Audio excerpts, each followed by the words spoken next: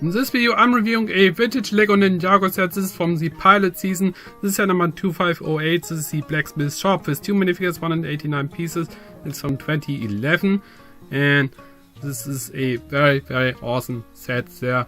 I really like the build of that Blacksmith Shop, and we're getting these 2 awesome minifigures. And of course this is the year when Ninjago actually took off, and this is how the roof opens up and you can actually reveal the katanas there, which is a very fantastic features. On the other side we are getting a hammer and a chicken wing for some reason, I don't know why, but in case somebody is hungry I think you can actually take that.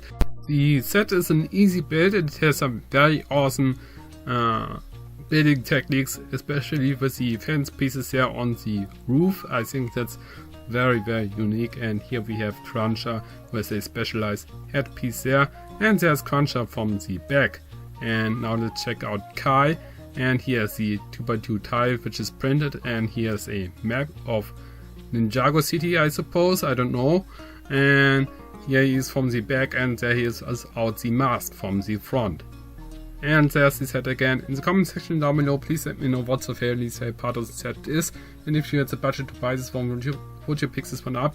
Who's your favorite and least favorite Ninjago character? And also let me know what your favorite and least favorite Ninjago season is. And here's the instruction with no mistakes, no missing pieces, and there is the box, and you can see the play features of the set once more. As I said, it's a very fun build and it has some very cool features. Really like the design of that set, and yeah, I think it's a fun set to add to a LEGO Ninjago collection. This is set number 2508, the Blacksmith Shop.